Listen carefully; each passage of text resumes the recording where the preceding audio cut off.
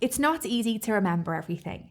And I'm sure we've all been there. We forget our file passwords, or we're rushing to meet deadlines, and we even forget to save all of our work.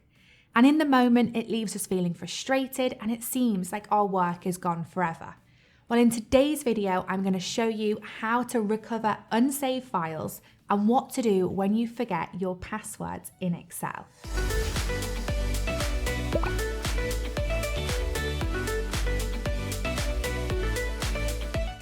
So I've been working on this file for a couple of hours, and I have all of my analysis complete for the day. We can see it has been previously saved and it's called Sales Analysis. But now that I'm finished, I'm going to close this file. But then I accidentally click Don't Save. When I reopen the file again, I can see that all of my work has been lost. But if we go to File and then Info, we can see there is a section here called Manage Workbooks. It contains a file from today, the file that I closed without saving. So if I click on Open this file, we can see that it's recovered my file.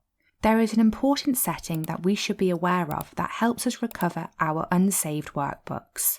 If we navigate to File and then to Options, we get the Excel Options dialog box. Within the Save category, we can see that by default, Excel is saving or auto-recovering our workbooks every 10 minutes, and it's saving them to this location on my computer. We can adjust this auto-recovery feature down to a time of 1 minute, so that the amount of work we could lose would be relatively small. Make sure that your Excel has these two checkboxes already checked so that you will be able to recover any lost information in the future. So this is the file that I have been working on, but I hadn't previously saved it.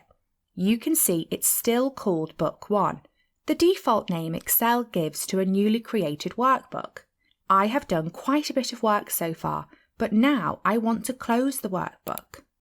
By mistake again, I don't click Save.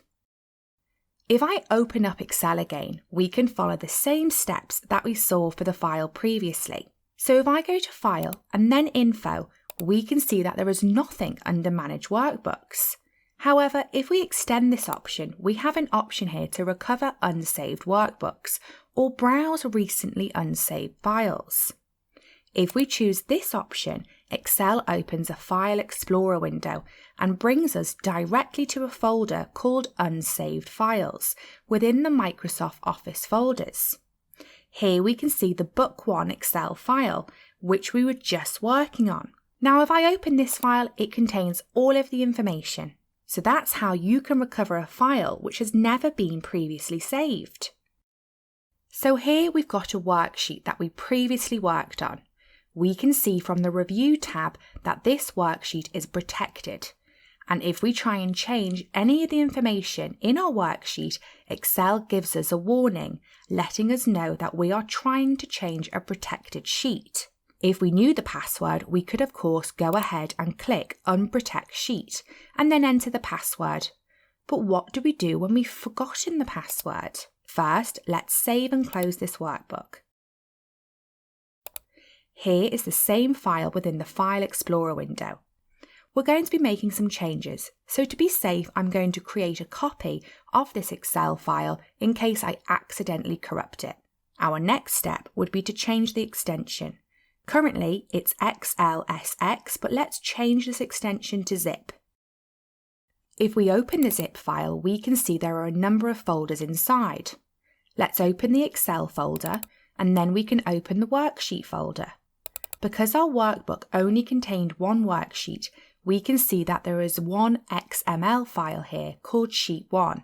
I'll drag this onto my desktop so it will be easy for us to edit and save later. If I double click on this to open, my computer asks me what application do I want to open it with. I'm going to choose Notepad here because we're going to need to edit some of the information inside this file. You can choose Notepad 2 or any other editor that you have on your PC that will allow you to change the text values inside. There's a lot of messy data that doesn't make a lot of sense in here, but don't worry, we're only interested in a portion of this data that's easy to find.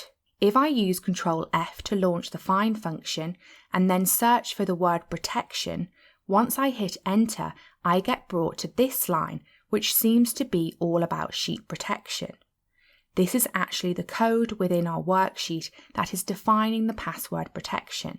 So if we delete it, we should be deleting that password protection.